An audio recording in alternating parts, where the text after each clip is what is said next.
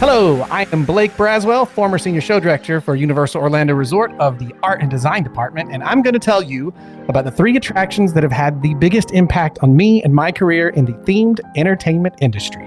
This is episode 575 of the Unofficial Universal Orlando Podcast.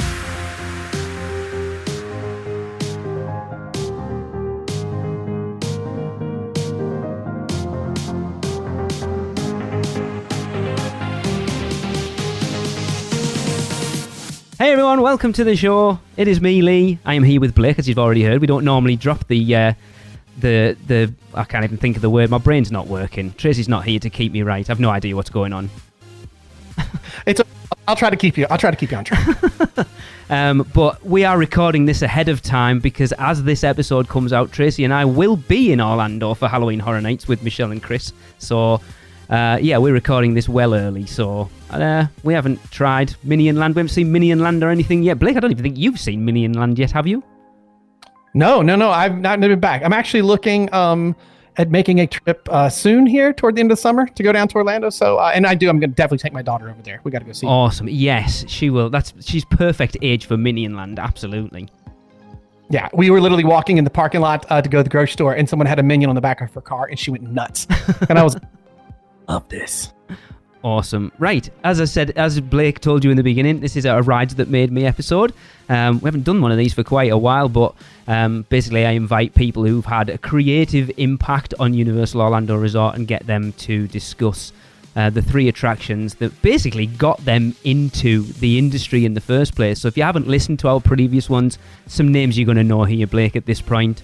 Adam Bezark, Justin Martin, Jason Sorrell, Andy DiGenova, Patrick Braylard, Julie Zimmerman, Rick West, Catherine Cobbs. I'm gutted I missed out on Ferris before he got rehired. So people that have done a couple things. Yeah. Yeah. That's pretty good list to be part of. My bucket list is I still want Mike Aiello, but because he's attached to Universal, I'm not sure they'll let me speak to him yet. The white whale. Yeah. Sometime. I'll have to get Charles as well. I'd like to get Charles on. I want that Horror Night triumvirate of you, Charles, and Mike, and Patrick. There's 4.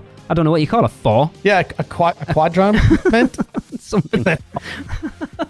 Oh my God! You can see how this podcast goes when Tracy's not here to wrangle me. Well, speaking of what you call 4, what do you call 4 mariachi players stuck in quicksand? I don't know. Bringing in the dad jokes. Dad jokes from my own podcast right over to you. There you go. We will plug that at the end, but definitely Blake's podcast is awesome. I appreciate it. I need to get Ron on. Ron's the only one of your podcast we haven't had on yet. Yeah, you got to get Ron on. I know. I feel like I'm actually on an episode since I'm wearing a USA women's national team kit and my local club, the One Knox SC hat. Awesome. As I was talking, I messaged you the other day, didn't I, about the CONCACAF Gold Cup. That the standard of that cup is not great because there is a Darlington Football Club player that played in that tournament. And I'm not saying he's terrible, but we're talking about National League North standard here. The CONCACAF is bonkers. And when Balogun, from Arsenal, got his first taste of now that he's switched and is part of the U.S. men's national team, it's wild. I mean, I know the whole thing about fans staying up and chanting around the hotel to keep, the team up late at night before the match and all that stuff is not just a thing relegated to CONCACAF, but it's intense. CONCACAF's a crazy, wild competition. Right, off football. I love you got no one else on the show, so they can't pull us away from the football soccer talk. I love it. Well, look, we played our second pre-season friendly today and won 6-0, so I'm a happy boy. Yeah, there you go. Cool. Right, so yes, Blake, basically the premise of this is to talk about the 3 attractions from anywhere that have had the biggest influence on you and your career. So, like, for example, Adam Bezark, when he came on, he took it and ran with it in a very different direction than everyone else has, because he took attraction to mean an entire thing. I think it was some museum out somewhere that blew him away as a kid, and that wanted to get him in. Or I've heard people, I think he also said, like, one of the biggest things was the railroad at Disneyland, when he rode that for the first time. It's like, this is what I want to do. Oh, that's awesome. Yeah, we actually, our last week's episode, not last week's, I'm forgetting we're recording. So quite a while ago at this point, we did our Poseidon's Fury tribute, and we had Tony Hansen on, who was one of the project managers for the redo of it, going from its first iteration to its second. And he did some attraction at Disney. And he was like, he's a lighting director for some themed entertainment company in Orlando. And he's like, I want to be the lighting director for that attraction. Thinking like it was like just one person like doing the lighting. So it's interesting. Yeah, it's interesting to see where people's love of themed entertainment comes from, and what that initial, like, this is what I want to do for my career. Cool. You know what though? You've inspired me, because I'm going to ask for permission then. I have 3 attractions. Okay. But I did have something noodle in the back of my head, similar to what you were saying about the museum and stuff like that. So I might throw a special mention after the 3. I'm good with that. Rules are meant to be broken, apparently. Love it. Yeah. We'll break some. So it's not necessarily, I mean, of course, we're going to talk about the attractions, especially if the Universal ones. But it's more about why that specific attraction had the impact on you that it had. Okay. Which are more intriguing, because everyone can talk about whatever it might be, Spider-Man or the Haunted Mansion or Pirates of the Caribbean, but it's what it was about that attraction that went, this is what I want to do with my life. Well, it's funny because the ones I'm going with are very young. Okay. So they are ones that like I don't know if I walked away at 5 from the first one saying, yeah, that's what I want to do, but it did come back around in a special way with my mom, which I'll explain. So, shall I kick off with the first one? Please do. Okay. So the first one, I think you will not be shocked at all. And if I had to put a guess out there for people to who know my background on Horror Nights and take a guess at what 5-year-old Blake was just drove his family insane, going in over and over and over and over and over throughout the day. And that would be the Haunted Mansion. Of course. Yeah. I mean, I don't know how you can talk about a top 3 attraction and not talk about the Haunted Mansion. I went, it would have been 85. Yeah. Cause I was 5 years old. Are we talking about the Disneyland version at this point, Blake, or the Magic Kingdom version? This would be the Magic Kingdom version. This would be Magic Kingdom. So I've never been to Disneyland. Okay. So this would have been 85. I want to feel like November, something like that. My parents were smart and just said, forget it. We're going to take you out of school when not as many people are at the park, you know? And we went and stayed at Fort Wilderness. I still remember that. We camped out at Fort Wilderness. That's also stuck in my brain.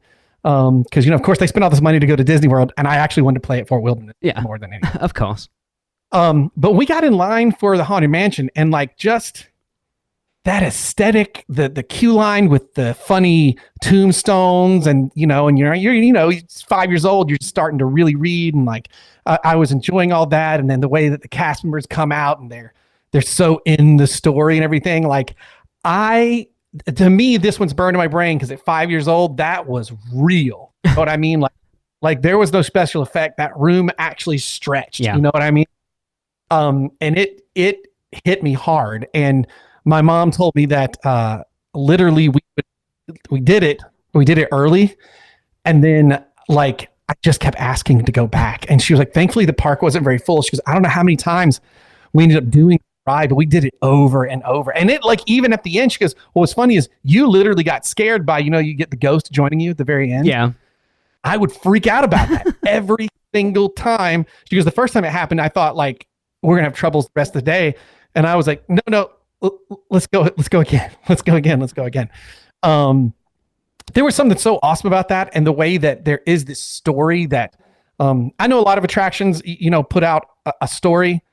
I feel like a lot of them chase the great ones. I think Haunted Mansion's one of them because there's just something about that story that's introduced that I just want to know more. Yeah. I ended up getting the record. I had the record book for the Haunted Mansion storybook you're talking about. Yeah. You would listen to the record and like it would kids listening. That's a thing I know records are back in. If I was explaining cassette tape, you'd be confused. Yeah, I had loads of them. Yeah, hipsters have brought records back, so we're all good. So but, you would listen along the book, and I forget if it was like a ghost or a door creaking that would tell you to turn the page or whatever as you were listening to it, read it to you. But I wore that LP out. Haunted Mansion, when I was like, wait, there's more to the story, and figuring out who the different characters were in it. And I say, like, I think at 5, I don't know that I had to register that somebody made this. Yeah. It just felt real to me, but flash forward several years, 2016, I was show director for my first Halloween Horror Nights, and my mom framed and brought to me, and it's only about like 3 by 4 inches, little piece of paper, a pencil drawing of Mickey Mouse being chased by a ghost yelling boo, and then a crude sort of sketch of the Haunted Mansion blocked out in the corner. She was like, that was what you drew at the campground when we got back. Nice. She was like, so to say I am not surprised at what you're doing right now would be and so yeah. That was a big one, Haunted Mansion. And to me, I don't, even though the haunted houses are obviously what you're doing at Universal, it's such a different thing. For me, that core of enticing people with a story from Haunted Mansion never left me, and that was on part of all the houses or streets or anything that I worked on. I mean, as a matter of fact, I think the first, I can't remember which year it was, but whatever year there was the Havoc train that wrecked, and the prisoners were the experimental soldiers were breaking out. Was that 20? I want to say it was 23 or 24. That sounds right. That's when I had lived in, I'd moved down to Orlando, and I did that house, and it was one of the first times I'd done Horror Nights. I might have even just joined the company as a performer. I can't remember. If it was 24, I think that'd be the case. But I went through, and there was stuff talking. There was the video before you get into the house, but then there was also something, I can't remember if it was a sign or something that was explaining story elements, and I really understood oh, whoa, this isn't from a movie or whatever. This is or just the sake of people yelling boo coming out of holes at you. There's this story, and I don't even know how many people love that house. I think that's a Patrick Braillard house. But I was just this is so cool. There's this whole story. And to me, it just bridges right across. And then the following year, I applied to be on the performance captain, the guys and gals who help coach the performers to be part of the show direction team. And that was my first job for Horror Nights in 25. And it came out experiencing that, really wanting to do it. So Haunted Mansion to me leads kind of right into that. I have to say that those streets in 2015 were amazing, by the way. That was the first year that Scare Zones really were yes, we spent so much time in Icon Alley in Hollywood that year. It was so good. Well, and I was a theater guy. I came out of directing theater. So when Laura picked me to be part of that, that was perfect for me. Because, I was new to Horror Nights, but as far as getting these guys up on these stages and directing these vignettes and stuff, I was oh, okay, this I understand. Yeah. Completely.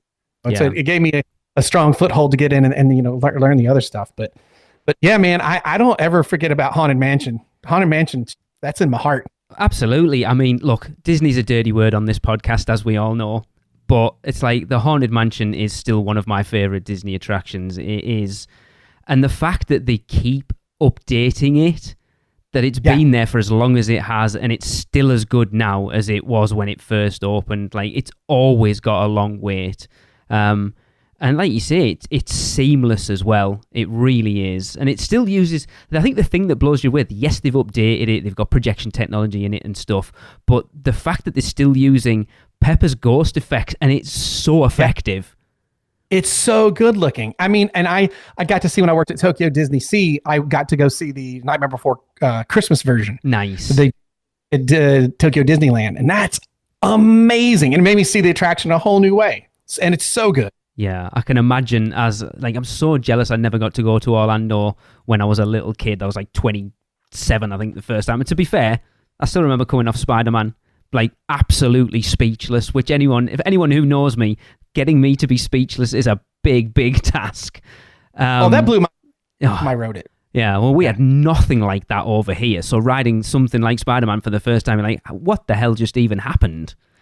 But the Haunted Mansion is just, as a kid that still kind of believes everything is real, I can't even imagine what it must have been like. Oh man. And like I said, like I have been obsessed with stories since I was a kid, like writing and listening to them. And the fact that story is such a part of it, only to later find out like, oh, that's the point. That's what we're doing. Yeah. You look at things now as well as how things are being built. That story is a huge part of theme parks now. Like for anything, a restaurant, a land, a ride, it all starts with the story. Look at something like Velocicoaster, that's like one of the most recent attractions that opened. It's a roller coaster, but it is built from the ground up with a story from start to finish that really fits it, and I love that ride so much. That ride's amazing. Oh, it really is. I don't think I've anything have blown my mind as a coaster or an attraction in general like that since. As an adult, especially. That was amazing. Yeah, it is. I remember I'm going to name drop now, when we spoke to Greg Hall about it when it first opened, like Tracy and I hadn't ridden it, and I was very nervous because my body, as I've got older, my motion sickness so I was like really nervous about riding Velocicoaster when you hear how intense it is. And the first time we rode it, I got off it like, what the hell just happened?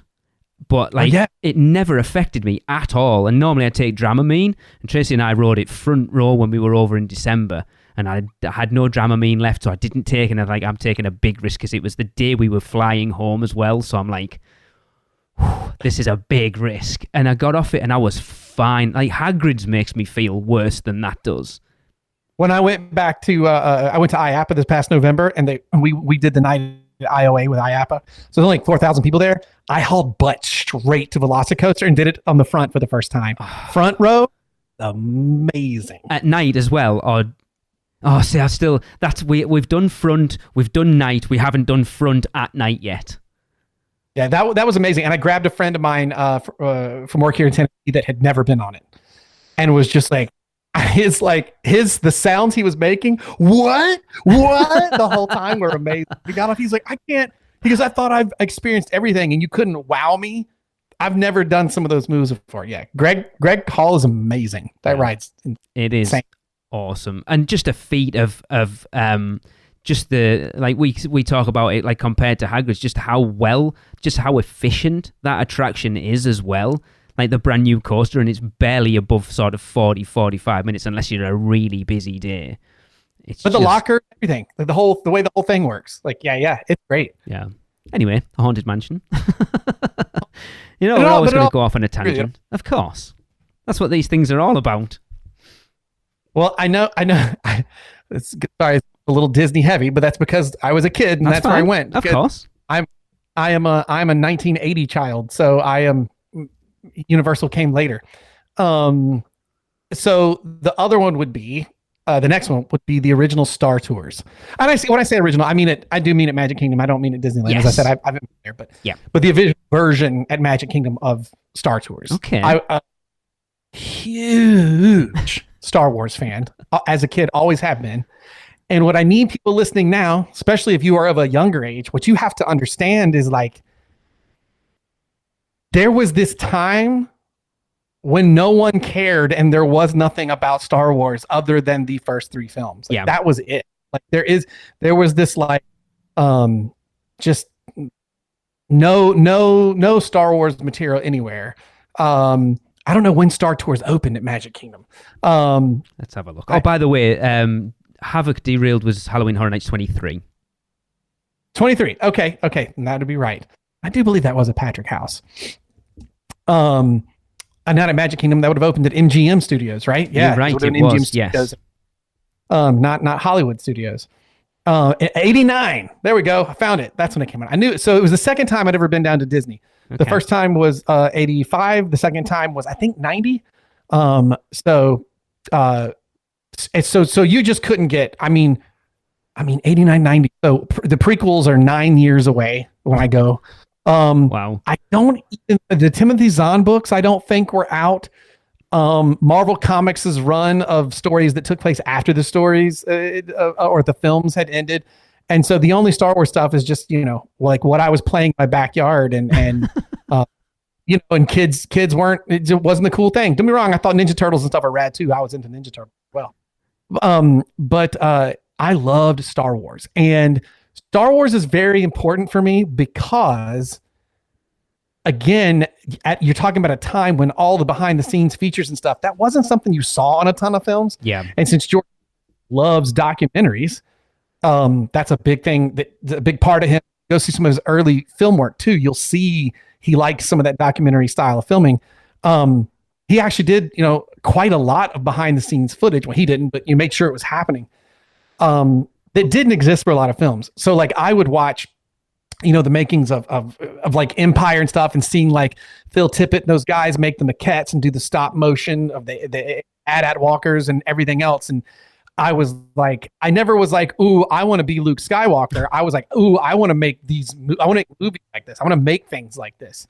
So Star Wars is very central in my creative career because I learned so many things about what jobs are in the entertainment industry just from being exposed to them through all the behind the scenes stuff with Star Wars. So I bought like, all I've got books of like the original sketch arts by like nice. Neil,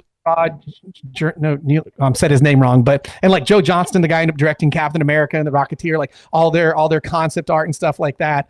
To the point now, whenever we watch something like Mandalorian or any of the new cartoons of Star Wars, my wife, I go, "Oh!" She's like, "What?" I was like, "That's a Ralph McQuarrie design from 1976 when he did the thing, but they never used it. But it's cool. They actually made it in real life now." And like, I all that stuff's in my brain. I would be multilingual if I could remember as many other language stuff as I do about Star Wars. I know how you feel. That's how I am with Universal. Yeah, it's once you find that thing that you are so completely 100% into, that stuff sticks in there like a sponge. Yeah, other stuff that's more important, not a clue. Yeah, I'm sitting there playing the new Jedi Survivor game. And customizing a Cal's pistol, and I'm like, it's so frustrating you can't customize like a DL-44. And she's like, "What?" I was like, it's the one Han. Never, it's fine. That is on my list. I played the first one, really enjoyed it. Definitely need to play the second one. Yeah. Or like going, that guy's not really an Imperial. Look at that sidearm. I think he's going to, this is true. It's a guy in disguise. This is a guy. Like, I'm like, and I love that people are making Star Wars now that have the same knowledge, will do stuff like that. Like, give that guy this kind of gun. Someone will catch the fact that he shouldn't have that. But yeah, so that all being said, when MGM Studios, I could not wait to get there for Indiana Jones Stunt Spectacular, because that was a close second as a kid, and Star Tours. Indiana Jones, amazing. I got to see the guy who actually got to be, I think they had pictures of him as part of the premiere, who's been doing indie since the beginning. And he went to the premiere of Dial of Destiny. Okay. Got to take a picture with Harrison Ford. I think he was the guy I saw. We saw the pictures of. I was like, oh my God, because I ended up working with my wife doing shows at now Hollywood Studios. Nice. We saw that first. It was amazing. Again, convinced at 10 or 9 years old. Wow, they got Harrison Ford stunt double to do this show. Totally. And so then we go to Star Tours, where now, like, as I said, because of Star Wars, I am well aware, obviously as well being at 10 years old, this stuff is all fantasy, but also like there's this really cool work that goes behind it. And to go in and like, again, I've just watched the cassettes at the time over and over and over and over. I know every little thing. I know, like in Return of the Jedi, in the background, the little power or shield generator, those are all Dixie cups stacked on each other. And to see them replicate, like, in life size, some of these elements, just amazing. No, like they were actually made and stuff. Seeing Darth Vader's costume, obviously a replica, but locked in this case, blew my mind. Now, I mean, I can go to Knoxville Fanboy Expo tomorrow and I'll see 10 Darth Vaders, but again, at the time, just stuff like that didn't exist. Yeah. And so the queue line, I put this here because the queue line, the ride's awesome. And I still miss the original Death Star trench run as the ride. But the queue line with R2-D2 and C-3PO and of course, now how good the 3PO moves that's inside of the vehicle with you is amazing.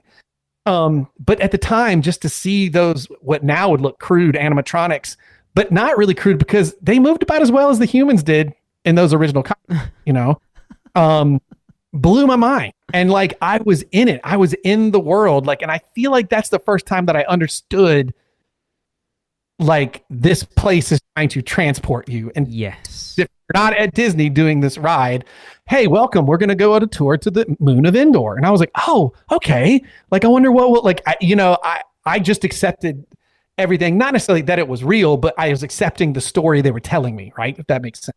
Yeah. And that ride was just, amazing. There's nobody telling how many times I made them do that. And then to the original store, when you walked out of it, it was the shield generator bunker, Return of the Jedi. That was when I do believe it was called Endor Vendors when it first opened. Oh, you're right. That's right. Man, back when they had a little more fun with things, when they didn't take it serious. I actually appreciate that. But yeah, Star Tours, huge for me. I mean, the ride itself was like, I don't think I'd done a motion simulator at that time like that. So that was pretty like groundbreaking. And it was when it first came out. Like, it was really cool. I mean, you felt like you were part of it, but I know every beat of the Star Wars trench run in my bones. So I could, because when they did this, they used some footage from the film, but they also had to go back and refilm and rebuild, and no computers like film, refilm part of the trench. So I could feel the moments that were additions. They weren't in the original, and I was like, I want to go again. Awesome. Because it was like, get to see this extra footage. Star Tours, huge. I mean, because it's not now. I mean, I know people must be like, oh yes, of course it's Star Wars. That's everywhere. But there wasn't then. And to me, the people were walking out going, my mind is blown. I couldn't understand. I just like, this is the coolest thing ever. No ride will ever get better. Like, this is amazing. And that queue line with the little inside jokes and stuff, so good. And I do appreciate how much, I forget the droid that was your driver. And because it was Paul Rubens, wasn't it? Yeah, but they've used that droid so many times in Mandalorian. What was he called? Rex. Rex, yeah. Yes. And that droid keeps popping up, and I love that. I love that he keeps showing up. Because we haven't been, but he's the DJ in Olga's Cantina now, I do believe. Yes, I think that's right. Yeah. So Maddie will be listening, who works in Galaxy's Edge. Maddie, please don't tell me if I got it wrong. I'm sorry. You'll find it very quickly. The best thing is this drops later, so you'll have forgotten that you forgot about it, and then she'll tell you. But I feel like that's the beginning. Like, this is stuff I could do for a living, because Star Wars. I was like, oh my gosh, you can make movies, and like there isn't just the movie star and the director. Like, there are writers, there are these model makers, there are these artists and stuff that, like, there's all these different roles. And at the time I was really big into art, and so I was like, that's what I want to do. This is really what I want to get into. And so to do Star Wars tours and be like, oh my gosh, you could take that stuff and bring it to actual life. Yeah.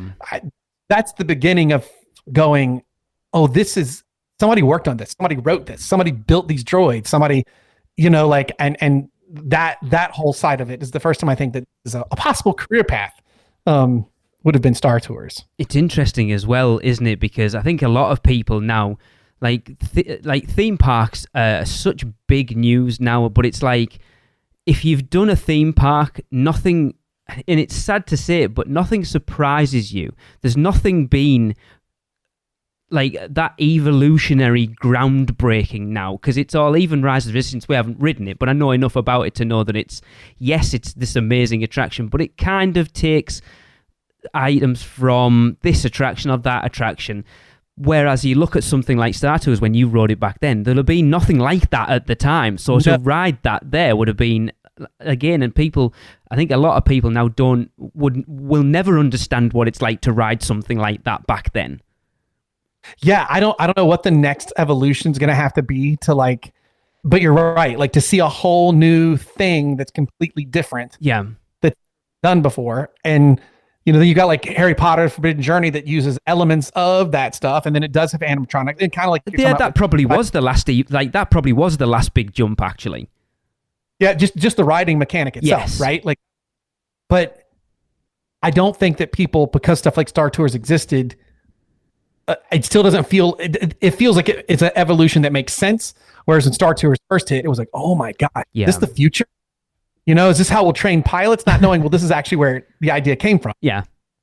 I can't remember how that story goes. If it was George Lucas and ILM that was playing around with we could do stuff, these simulators that pilots used to train in, and they went to Disney. I forget how that works, or if it was the other way around. The Imagineers are playing with that stuff, and they went to George, because George Lucas has also always loved theme parks and stuff you can do in them. Yeah. So it's interesting as well. You go back to talking about making movies and stuff like that, but I feel that the theme park industry is potentially better. So it's like, to put it in perspective, Blake, with you, it's like I've been to the Warner Brothers studio tour in London, and it's like you walk into Diagon Alley, and because it's made for a film, it's not fully realized. They only need obviously to build a certain level, because then they can control what the camera sees. Whereas when Diagon Alley gets built at Universal Studios Florida, it has to be Diagon Alley, 360 degrees inside that land. You need to feel like you are in Diagon Alley. And it's such, that land is, as we know, it is amazing. Like, without that land, we don't get Pandora, we don't get Galaxy's Edge, we probably don't get half of what Epic Universe is going to be at that point. Even like Hogsmeade never stepped. Maybe that's your last big evolution. It's that it feels like a big leap. Yes, that version of Diagon Alley, huge leap.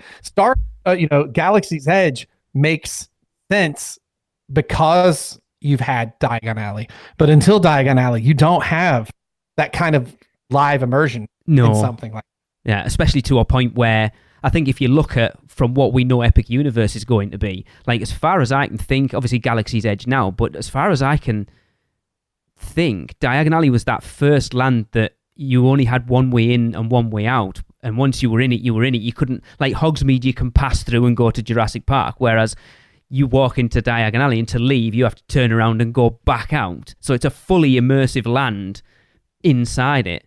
And I think it looks like I'm sure you know, but you're not going to tell me, so I'm not even going to post you for it. But I'm sure that's what more about Epic. I really don't, to be honest. Like, I don't, I don't. I'll be, I'm kind of trolling the rumor boards about as much as anybody else is. What's the point in being friends with all these people that work on these parks and they don't even tell you anything? Well, because I don't ask, because I know how rough. I don't ask. Yeah, it's all right. I know friends who are working on it. They don't tell me anything either. But yeah, you're probably right. It's not an attraction step up. It's a whole immersive land evolution. Yeah, you're probably right. If I felt so transported by, Haunted Mansion, and so transported by the Star Tours queue and the experience, and it's like sort of going, well, can we blow that out to an entire space? Because you think about Star Tours, they've got like the Endor, like the Ewok village on the outside, and then you're going inside to that queue. Yeah.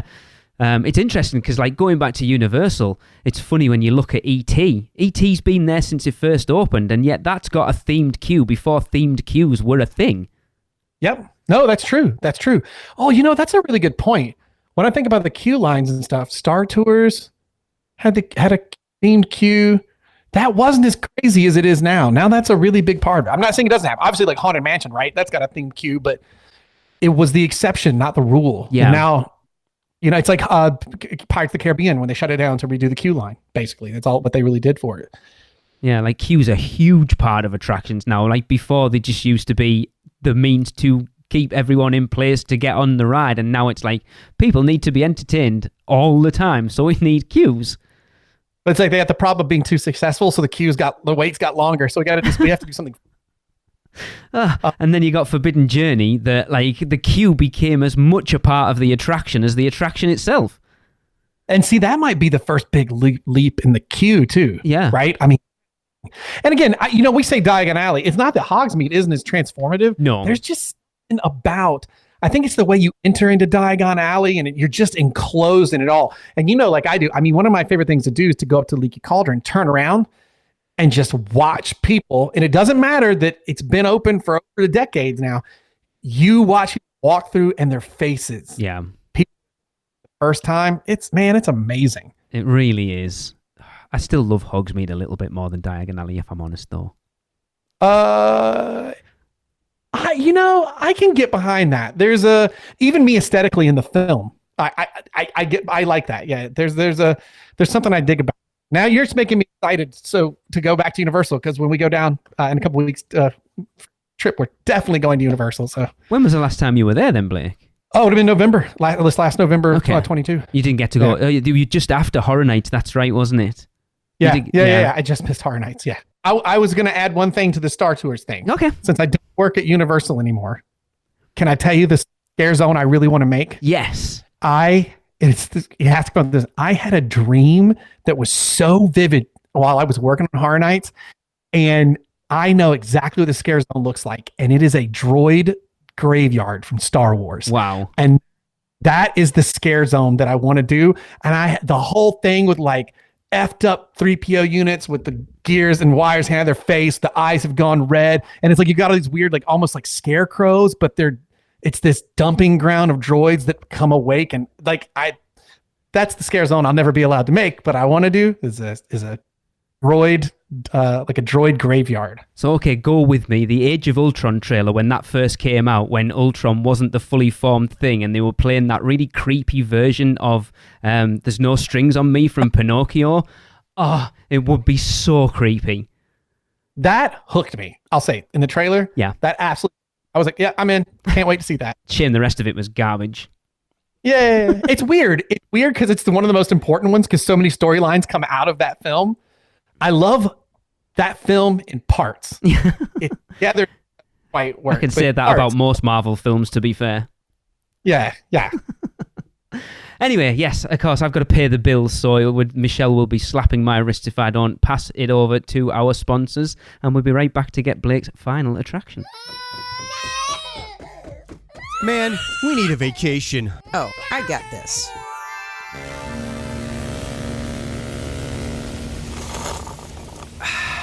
Whoa, that's awesome. But I was thinking something a little more adventurous. Okay, how about this? Yes! And how about some relaxation from Mama?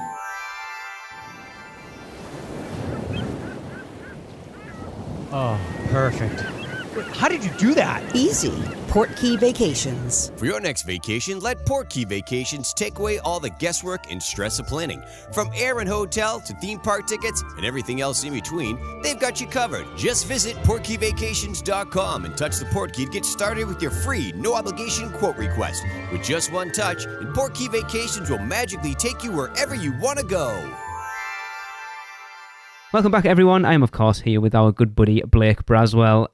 We've had his 2 attractions so far, so we've had the Haunted Mansion and Star Tours. I'm intrigued to see where we're going for the third one, Blake. I'm going to disappoint you, and I'm going to stay in Disney. These all were these are my first 2 trips. So this will also be 85. So this would be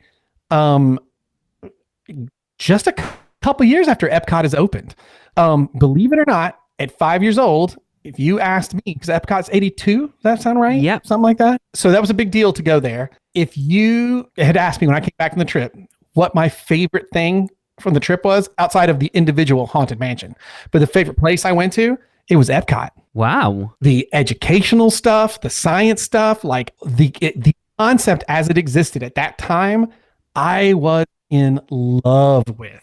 So, we've talked about haunted stuff and, action adventure making movies, but so I'm going to throw out, I don't know if this one is like influenced the career or influenced me, which then in turns influences the career, but I'm a very optimistic person, and despite how bad the news is when I cut it on, I still do my best to find the best in everything. It's my favorite thing about being a leader of creative teams is trying to find the best in even the worst idea leads you to the best solution. The original Spaceship Earth. Okay. The concept of this bright future of like what we can do if we come together, where we've come from already, like it's to me so insanely inspiring. It still gives me goosebumps to even talk about it. The original Spaceship Earth really like celebrating where we could go. And I remember like totally being blown away. Again, looking back, now it's a staple of theme parks. But I don't remember in 85 this ever happening prior. At the end, because it's very different than it is now with Dame Judi Dench. And don't be wrong, I do love the version that exists now. But in that one, at the end, you had this choice to make between where you wanted, I think, your future home to be. It's similar to now that's like animated, except then it was like a filmed like miniatures and stuff and like showed you what it was. Okay. And you can pick where you wanted to go. And to have that choice, again, to be 5 years old when you don't get to tell anybody what to do, everybody's telling you what to do. Yeah. I'm in kindergarten, so I've just started school where, again, you don't have a lot of your own agency as a kid. And now that I have a 5-year-old, I get it. Most of the problems stem from she just wants control of her own life. And that's not what you get when you're that young. But to be given that choice, huge. Blake, to be fair, we're both married. We don't necessarily get full choice in our lives either. Fair enough. But there was at some point in time, I seemed like but like that huge, and that sticks with me. And that is, again, and it wouldn't have been 5 years old to understand like, this is something I could do as a career. But Epcot was different than this spaceship was different than my Haunted Mansion experience. Haunted Mansion, I like bought into it, right? I believed it.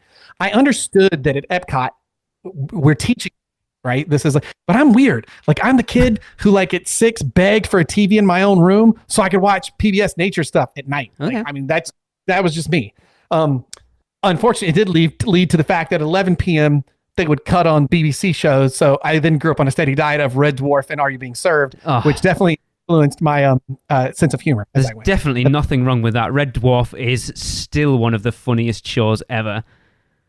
I can quote so many Crichton lines. It's ridiculous, dude. I love Red Dwarf. You ever want to do a Red Dwarf podcast as an offshoot? You let me know. We'll go episode by episode. My favorite episode of all time, and it still is to this day, is it Thanks for the Memory? The one where they give Rimmer a fake memory of a girlfriend, and then they end up erasing it, and they break the legs, and they go and bury it on the thing, and there's the jigsaw. It's absolutely brilliant. Not just the fact that it's funny, but the way the whole story plays out is excellent. I love that episode. I also enjoy the one where they encounter the despair squid and think their entire life is a simulation. Yes. I actually think that first 2 seasons are probably... And when they got a budget after season 2, and it kind of got a bit grander, and I think the first 2 seasons were a little bit more smaller, and I think it worked a little better for me. I like them all, but those first 2 seasons just hit a little better for me.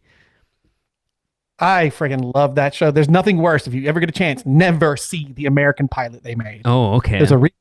It is terrible. It's terrible. Oh my God, love Red Dwarf. But what the sort of edutainment that Epcot was after, I was totally in for. And I grew up in rural North Carolina. So this place was made for me in the sense of like, I can go to Japan. I'm over in Mexico now. I'm in Germany. Like that whole concept. Again, now I have to remind myself because it feels, I'm not played out, but like I've got the internet. I can go make a buddy in Italy if virtually, if he wants to learn English and I want to learn Italian, and we can become buddies, and like that, none of that exists. Right. And so like I was starved for that kind of like, any kind of information about the world and stuff. And I have this very optimistic streak that the original Spaceship Earth like just hits me just right. But I do think at the end, being given a choice was so huge. And now in themed entertainment, my gosh, it's to the point where you like need to find a new word. We keep saying immersive and choices and what you do matters. Like, and that's such an enormous part of all the new design stuff that's happening. And I understand it because I understand how that one simple little thing. I think you got to pick between 4. Either you could live underwater, or you could live in space, or something like that. Yes. But those that I got those choice huge. And again, I know you can do it now, but it's way cooler when it was like filmed miniatures and stuff. Like they made Star Wars and Star Trek back in the day. And if another dream, I don't have the specific house I could do, but if you could somehow make a haunted house and really leverage choice into it. There's so many factors that get in the way of like, well, if you're really popular, you would have to charge so much Yeah. to make it worthwhile. So only so many people can walk in at a time. Or how do you get enough people through? And I'm not even just speaking at Universal, like anywhere you try to do it. Yeah. And I don't mean escape room style, but like, having those like this way or that way, this way, oh my gosh, that would be so amazing to do. Yeah. It's definitely like, it's definitely a dream. I don't know how you pull it off. It's almost like, I don't know. It would be so cool though to actually go through, because what I think about is like when everybody played, I happen to be working in a place where everybody had bought the original Mass Effect at about the same time, and we were all playing that video game, but unbeknownst to us. And then one person backstage at the theaters where it said something like, "Man, I'm playing this game right now, and it's so crazy because I had to let someone die that was and I was like, are you playing Mass Effect?" And it was like, what? And then everybody go, wait, before we all talk, where are you at? Wait, what do you mean you did this and this happened? That person's dead in my story. And you're like, whoa. And like now that is a staple of video games. Yeah. But at the time, we were freaking out backstage. So we all tried to zone in and like be like, okay, I'm going to play a couple more rounds tonight. You guys play? Okay. And then we really cagey about talking to each other, but to make sure we didn't spoil anything. But how many little things were different? When if you look at the core of the game, everybody basically had the same experience. Yeah. But there are all these little things. Characters that disappeared 20% in for one person was like my character's best friend or someone I really liked, personally, whatever. Mind-blowing. And it's kind of like you talked about the first time you experienced the big leap, and will people get a chance to do that again? I don't know that I wonder when I get to do that with a video game again. But to me, that kind of thing, that if you could create a house or a maze outdoor experience or something where people would go, man, that was so awesome, man, when this happened and that. Like, wait, what are you talking about? I didn't see that. I ran into a clown over here. Wait, what? And oh man, that would be so cool. I don't know logistically how you do it, but Lee, find us a field somewhere out there and let's go make our own. Let's go do that. I think that's got to be that next evolution, isn't it? A truly interactive, not necessarily a haunted maze or a house, just an attraction. So I'm desperate because I haven't properly got to talk to her about it yet. We're going to do a trip report when she gets back. But Tracy rode Mario Kart at Universal Japan, and that's like that next step into a truly, we've got Men in Black, whatever. At this point, again, I'm going to date this podcast because we've recorded it earlier, but Minion Blast will be open at this point. We have no idea what the hell that thing is going to be when it opens up. But again, from what we know, it's going to be an interactive attraction. But to find something, like you say, with a video game, a truly interactive experience on a ride or an attraction, if someone can figure that out, that's the next evolution. Yeah, where what you do matters and your experience is totally different from the person. Yes. Yeah. But it's interesting, you talk about Horror Nights houses, that even though the core of that house is the same, what I love about them is you will get a different experience depending on how you are, how the actors are at that given. This is what we miss about, like we lamented it with the closing of Poseidon, that's the last team member driven attraction. So I'm talking about things like Kong and Jaws and Earthquake or Disaster as it was, where depending on what actor you got would change that whole experience. Jaws is the prime example. That yes, the core story and how that attraction went was the same, but depending on what skipper you got made it a completely different attraction. And you don't see that anymore these days, and it's such a shame. And I understand why, because it's all about giving everyone the same experience. I got you, but I've come from theater. I'm a theater guy. One of my favorite things is like go 3 nights in a row to the same show, and you're like, it's different. Yeah. And because the crowd, the performers, or something is clicking or didn't, and I like that. Yeah. It makes me want to go back and experience. It's why Haunted or the horror makeup show. You beat me to it. You beat me to it, right? We go and see that show every time we go now. Multiple times. Robin and Summer listens. Hi, Summer. Those two are amazing, and it's the same show every time you see it, but depending on who those two actors are, it can be a very different experience, and it's so good because of it. Like I said, we went to see it when we were over last time, and Robin was the actor on the I can't remember which ones which. Is Marty the host? And I can't remember. Anyway, Summer is the one that the effects out. So she comes running stage left, but a foam rubber on her microphone had fallen off. So she was like wrestling with that. So rather than just ignore it, they built that into the show. It was hilarious. That's the best, man. Yeah. I love that. That's what, as a performer, I miss that kind of stuff. I used to do, I don't know if you ever saw the World Showcase players at Epcot. That would go up in the UK. Vaguely. I think we might have caught them a couple of times. I know you used to be one. Yeah, we had the card, or we do either Cyrano de Bergerac, or we do Romeo and Juliet, or we did King Arthur. Oh my gosh, like so fun, because you know you have a different performer sub in, or just the crowd itself. That show was always different. It's so, oh my gosh, I missed that. Horror Make It was always something I wanted to do that I never got to. I was only a performer for a very short time at Universal.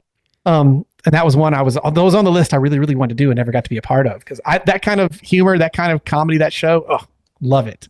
Yeah, it's sad that you started to see a lot of that type of attraction going away. But I do like, going back to Universal, how many live shows they've got going on around the parks now, with like the introduction of Vamos Bailalo last year, and then the drive-in and dance show that's just started at Mel's this year. I love those. Even if you don't necessarily stop to watch them, it just gives that energy around the park. I love that so much.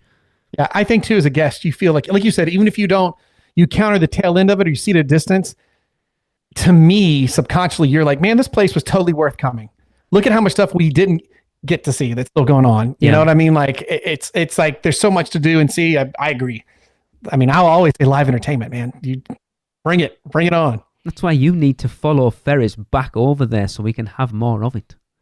Well, I did launch an entertainment program here. We didn't have one where I work over at Anarchista in Gatlinburg. Okay. So now I did an interactive gardening show that I worked on, and we've got some interactive fairies. Into the summer, we switched them over. We got some gnomes and these bear characters doing like berry tales for kids and stuff like that. So it was fun to actually get an entertainment thing going over here, because they're not used to it, you know. And I Speak Entertainment, our new entertainment, our director of entertainment, you know, he does too. I feel like we're the weirdos that do entertainment. Everybody else is like, what is going on? What is happening over there? We're like, don't worry about it. People will love it. Just trust us. I know we keep saying this every time we come on. Tracy and we will get over to see you at Anarchista at some point. It is definite. When? I have no idea. So either come back to Universal quickly or stay there for a very long time. What one way or the other. One way or the other. Yeah. Because we've got friends in I'll call them out. Joni and David, so they're desperate for us. They live in somewhere in that neck of the woods. She'll be shouting at me now listening to this. So we've got plenty of people we can visit. So there's a big reason to go over to Tennessee for definite. And I want to get to go to Dollywood. It looks amazing. Oh, yeah. Oh, man. Yeah, you got to Dollywood. Those coasters are a blast. Yeah, man. Oh, man. I would love to take you around and introduce you to the culture of East Tennessee, my friend. Yeah, just leave the bears out the way. Yeah, I couldn't. The other day, I couldn't get to my office for 20 minutes. I had to sit in my car waiting for the bears to leave the front door. Yeah, I'm surprised at those three attractions. Spaceship, like the Haunted Mansion, you could kind of get. Star Tours, I know how big of a Star Wars fan you are, but Spaceship Earth's a very interesting one. Because that Walter Cronkite, the first iteration? Yes, you're right. Oh, you see? Yeah.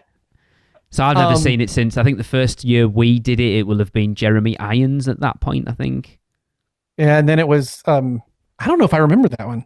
Did I see that one, or did I just go from that straight to Dame Judi Dench? So that would have been, like, we went 2004, and then the last time we rode it would have been in 2020, and it was Judi Dench then. So Jeremy, somewhere between 04 and 20, it changed. Thank the Phoenicians. That'll always burn in my head. I always felt with that attraction, I know there's all the animatronics in it and stuff, they should have put live actors in there somewhere. It would have been cool. Just the odd one in certain random scenes would have been cool. Oh, you know, it's funny you say that. You know what just was on the outside of my 3 list was the Great Movie Ride that I experienced in 90. Yes. Because to see the live actor as part of the attraction and everything else blew my mind as a kid. I love that as well. Also, I'd say that one itty bitty section of Alien. Oh my gosh. I did make us ride that ride more than a few times just to see the Alien again. Oh man. Yes. Yeah. Let's not talk about the terrible Ellen Ripley animatronic that was in it though. I don't care. I'm always just staring at the alien. I mean, I think I've said that more than a few times. If I can make any house that I could just make, Alien is also way up. Like, yeah. I still remember riding that attraction, like having not ridden it for quite some time. The Wicked Witch of the West animatronic, and that was such a smooth animatronic. I was like, is that a real? I know it's not, but I feel like did they change it out this time? Is it actually a real person? Because it moved so fluidly. And especially when you have a live performer with you. I love that attraction. I feel like why have Universal never done a movie attraction? Because it's like, surely it's in their DNA to do something like that. Like, can you imagine? Maybe we'll get it. Who knows? A Universal Monsters kind of that type of attraction. I would love that, and especially something if you actually use live performers. I just in the attractions, like you said, is disaster and earthquake and all those. Like just love that. Jaws. I love that. The live performance. Great. The biggest thing about the great movie ride was that you obviously had your spieler on the bus, but then depending on, so I don't think we ever did the cowboy one. I think we always got the gangster, but the fact that the gangster kicked your tour guide off and then the gangster took over it was like, what is going on? This is amazing.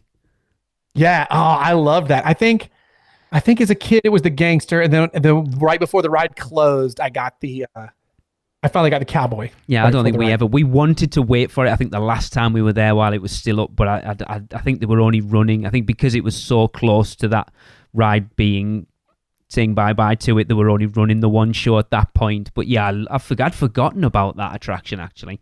It was so good. Yeah, again, harken back to, you won't see attractions like that anymore, and it's such a shame. Well, no, and to be celebrating the movies, too, it's kind of weird. Like, I was thinking about it when I was talking about the Star Wars stuff, like, the behind the scenes stuff as a kid I watched, what really got me into Star Wars beyond, what it was. When's the last time I've enjoyed a behind the scenes thing? Lord of the Rings? Because now behind the scenes is just a bunch of dudes in front of a green screen. Yeah. Yeah. And again, not to knock that artistry, but like, it's just not as fun as it used to be. So the behind the scenes nature of Universal Studios, of MGM and Hollywood Studios, they all had kind of changed. And I do feel like, to loop back to Diagon Alley, that was the first, like, hey, the new thing is not going to be behind the scenes, because these DVDs, Blu-rays, you can see all that stuff online. Yeah. Now, the magic of being in the movie, not behind the scenes. Yes, very much. It's funny, like you talk, it's like I've seen quite a few. Those behind the scenes clips now are relegated to Instagram Reels or YouTube Shorts. Yep. Because I was watching, to bring up what we usually talk about, I've seen quite a lot of Henry Cavill in Man of Steel, and like the Snyder Cut scene with Superman and the Flash. I've seen a lot of that lately, and it is literally just Ezra Miller on a rope, like a whatever they call those harness things to flip him around, and Henry Cavill swiping at nothing, and just a lot of green spongy things for him to punch. It's like, yeah, this isn't interesting anymore. No. And I mean, to be honest, once you started working in film, you're like, ooh, day to day. This is not, it's a lot, nothing that has moments of such excitement. I mean, that's where I think you get addicted to working on films, because it is kind of like, hurry up, wait. Whoa, that was exciting. Hurry up, wait. I mean, blow up car. I helped be on effects teams that blew up cars. That sounds exciting.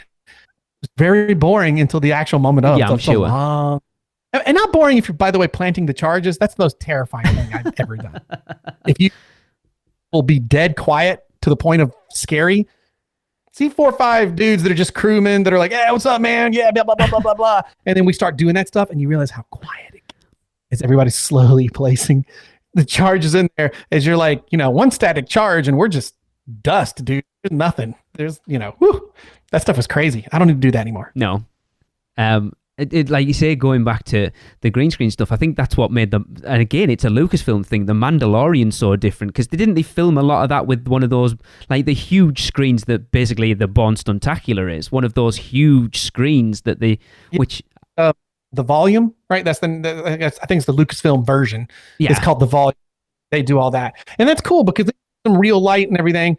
It's like any tool. It's just another tool in the back pocket to use, but it is cool to actually have the lighting. I think it's why they changed to do his armor in silver. I feel like, because we can actually get all the reflection from stuff that's, going to be projected onto the screens. I mean, I remember seeing the stuff for the Born Stuntacular before it came out at Universal posted, and like we watched it a couple of times because like we're going to talk about it on the show tonight, so we better watch this a few times.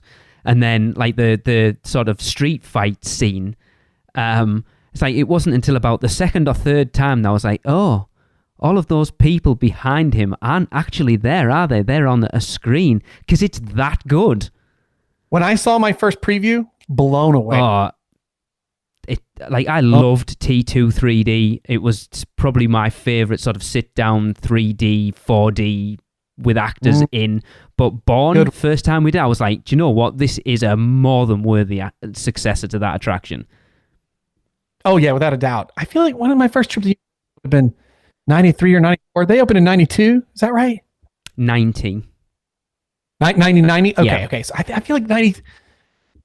Between 94 and 96 then probably is when I had my first Universal trip. And T2, big Terminator fan. Yeah, that loved that attraction. So good. Like the fact again that you had live actors interacting with the screen or just running through the audience. It was like, this is amazing. And the little laser, the gun laser like on everybody. Oh man. Yeah, so good. It really was. Cool. So was that your honorable mention that you mentioned earlier, Blake, then? Or do you have another one? It's not my honorable. That was like one that was like, is this in the top 3? I couldn't decide. This is such an honorable mention as more it is like, and maybe some of the people that have been on the show will identify with this. So if a lot of these things would inspire what I would go on to do, and some of them even, inspire me to go, hey, there's jobs in this. There's something to be done here. I've had a couple of experiences as an adult that I feel like I realize like, oh, this is an art form that can be more than just thrilling people or scaring people, or that, that's how we look at it at the theme parks. Like, come in, have a great time. Whoa, be scared, be excited. It's adventure, yada, yada. And that's what you think of themed entertainment. And you don't necessarily think of themed entertainment outside of a theme park. I know you said someone did mention a museum. A few years ago, maybe just before I started doing the show directing thing at Universal, I was a freelance casting director for a company. And I went to the UPTA's audition, which is like a unified professional theater audition they hold in Memphis, Tennessee. And what was Ron, actually? He was the fight choreographer. And so I was their casting director. He was fight director, and we were hiring people for this show. And we went to the Civil Rights Museum that's in Memphis, and you should go. If anyone gets a chance to go, you should go to that museum. It is not a fun time. I mean, it is very heavy. I liken it to when I've not experienced a Holocaust museum, but people tell me about when you go that you're like so glad you went, but it takes a while to recover. Yeah, I can imagine. And a very similar thing, but there is a moment in the Civil Rights Museum where you're traveling through and you're getting a lot of information and that it's just other viewpoints, people that were on the ground, and hearing their stories, and especially ones that have been recorded and stuff. There's a section in your museum. To get to the next section, you step up into a bus and you have to go through the bus and come off. Well, when you get up, it's Rosa Parks at the front of the bus and all these sculptures of people yelling at her, and you're hearing the audio of all the things they said to her. And you are surrounded. You're just,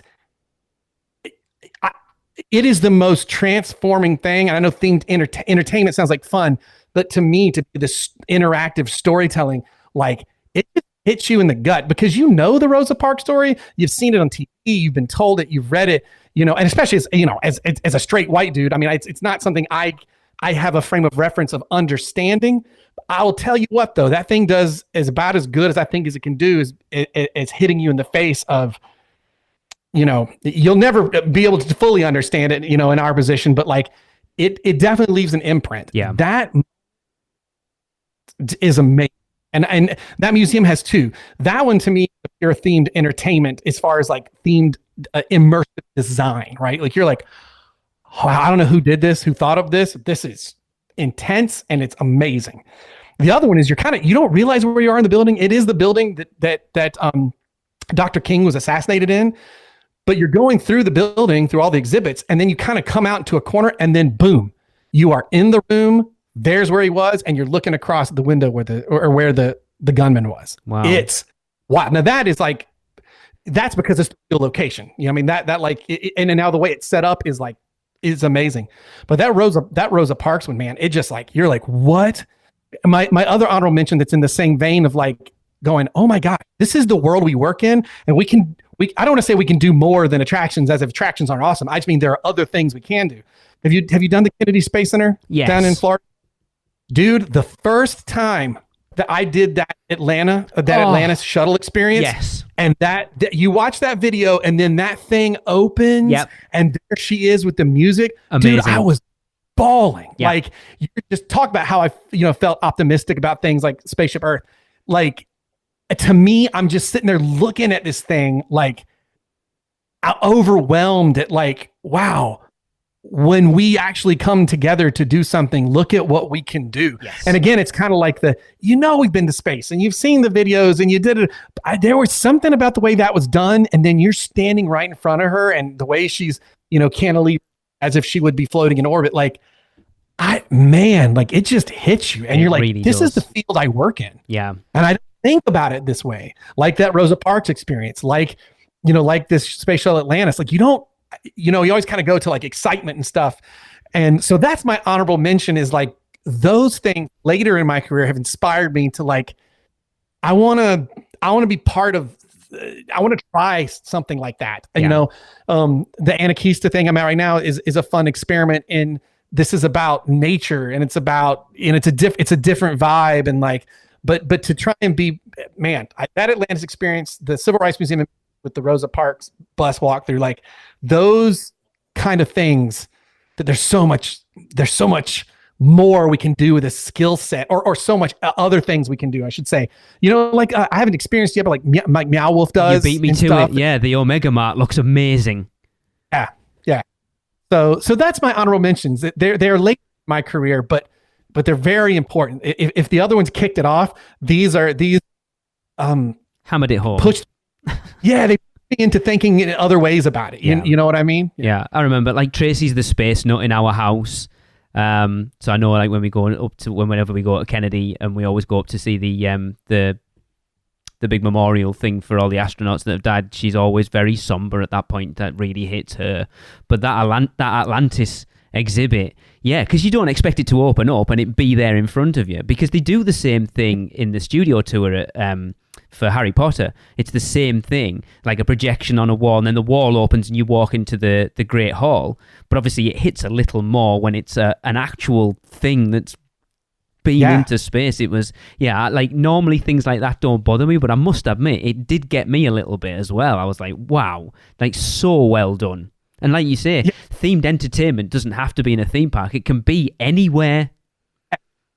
Yeah, it can be anywhere. The immersive story, like the other part in there that got me, and that's because it ties into my first Florida trip in '85 in November. I watched the Challenger when we were at Kennedy Space Center, we went and we saw the Challenger being taken out on the tracks to go get position, because it was January when the Challenger took off. Wow. So I stayed home from school to watch it, because I begged my parents to stay in Florida in November. They're like, we can't stay. No. They're not launching tomorrow. They're getting it ready to launch. So if you look on my shelf, see that right there? Oh, yeah. That, my 1985 Challenger toy I bought at Kennedy Space. And so I have never let that go. No. So it's at the same thing at the Atlantis experience, as you know, when you go downstairs and there's the way they do the Challenger stuff, and the way you turn the corner in that little cubby and there's a part of the Challenger. Like, I didn't know that. I knew, because you're seeing like things about the people, but I don't know, when I turned the corner and saw it, oh my God, dude, like that just like, and again, that's themed entertainment, and not in the trivial way, but that's like, there's a point to this. Like, there's a point to making you, to take you from like the heights of inspiration when you see Atlantis and make you crack a tear for what we can be. And then to hit you again later, like with the sacrifices that it takes. Oh man, like to have been part of that team that would do that. Holy cow. That's amazing, man. And it works when you go, well, is it because I'm a space nerd? And then you're walking around Atlantis, say 30, 20 minutes later, and then you hear the music and you realize the gate's about to open again. And you sit back on the other side and watch people see the Atlantis for the first time as it opens. And you realize like, no, it ain't just me. This is amazing. Yeah, like really that whole is. Dead quiet. Yeah. Oh, so good. So that's my honor. That's my honorable mentions for furthering the art form. No, it's good because I kind of want to say the Atlantis thing. Was that Thinkwell? I don't know why I seem to have that in my head that it was Thinkwell, because I know Thinkwell did the studio tour and it feels like it feels very much the same thing. I might be wrong. It wouldn't surprise me if it was. Yeah, but yes, you're right, that Atlantis thing. I'm glad you mentioned that. I'd actually forgotten about it because we haven't been to Kennedy for quite a while, but yeah, it even got me a little bit. Which, to be fair, man. I'll cry at the drop of a hat, but yeah, I love the themed entertainments just invading everywhere. Like, we talked about Omega Mart. I'm so excited. Whether I'll ever get there or not is a different matter, but to see what this Horror Nights thing in Vegas is going to be like, it just, like, you can't get your head around what it might even be at this point. It's so interesting. Does it have a rough opening time? I don't think so. I think they just said, we're opening this Horror Nights thing in Vegas at Area 15, is it? And right, wasn't there like a silhouette of Jack in there somewhere? So they did like a concept art of the entrance for it, and obviously the internet, as it did, sort of zoomed in as much as they could and started, so it looks like Jack and Chance. Oh, okay. Might not mean anything though, because it's concept art. But then, to be fair, Universal's concept art is usually pretty spot on. Well, that's true. So it will be very interesting to see what happens. No, I'm with you. I've never been to Vegas, and I was like, well, that'll be an excuse for a good first trip to go see what they do. It's just interesting. It's just weird, isn't it, to take what they do in Orlando for like this 2-month-long event to then make this year-round thing. You can't get your head around it. Oh no! I mean, logistically, I'm like, how's that working? How do you Oh my gosh, I'm dying after 3 months of running hard. Whatever. I love that. The ladies of did you see the panel that was at Spooky Empire? I didn't. The Women of Nights. It's on YouTube. Okay. You should watch it because one, I think my sister's amazing in it because she's one of the featured people in the panel. She's a producer of technical entertainment at and she's great in it. But who was my old assistant show director, who is now show director of Halloween Horror Nights, Kelly Malik, my right hand buddy. My sister from another mister. Love that lady. She cracked me up in that because one of the people asked, like, being part of this horror, it's like, how does it make you feel? And they all look around each other, who wants to go? And she had the mic. She goes, exhausted. and I fell out of my chair laughing because my sister had just finished. My mom happened to be visiting me here, so I was checking on YouTube. I was like, hey, the thing Patty did is on. It's already on YouTube. Of course it is. Let's just check it out and watch it. And we ended up watching the whole hour.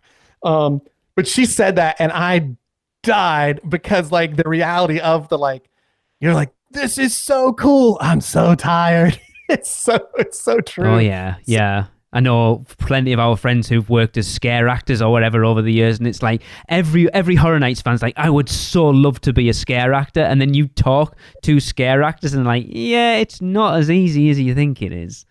God bless them, dude. It's not it is not an easy job, and especially the people that just love it, man. You're so thankful for them. Yeah. Oh, you're getting me excited. I'll be there now. This is where we're at. This is what's killing me even more, that we're recording this in July, and as this comes out, we will be there. See, I knew that. I was trying to give you a good segue. There you go. Blake, it's been awesome to talk to you, as always. I'm glad we figured this out. It's a shame Tracy's not here. She does send her love, by the way. I did say, I'm talking to Blake in an hour or so, and I said, I'll send you love. She said, yes, please do. Well, please tell her hello, and that the snowballs she sent my daughter, that did I send you guys that the other day? I came home from work and I was attacked. She still uses those things. Awesome. Yep. Yeah. She was like, when we came back out for that trip, she's like, I know what I am taking, Blake. He might kill me for it, but I know what I'm taking. No, she loves it, man. It'll come out at the most random times. It's hysterical. Awesome. Cool. Right. Well, before we wrap up, of course, Blake, tell everyone, you've kind of mentioned it already, but tell everyone what you're kind of up to at the moment. Yeah, well, right now I'm still doing the Brutiful game. Yeah, of course. Still got that going with Ferris and Ron, and we still have a lot of fun. Typically weekly, we slack. We're taking a little bit of a break until we ramp into the Ladies World Cup that's about to kick off, and then roll right back in. I'm already itching for Premier League to be back. It's over, and then I'm like, there's nothing to watch this weekend. Come on, where's the footy? It's just funny. Like last season was like Arsenal doing so well and then kind of ballsing it up at the last minute. Man United having a really mediocre season, and then Chelsea just, what the hell's even going on over there? Yeah.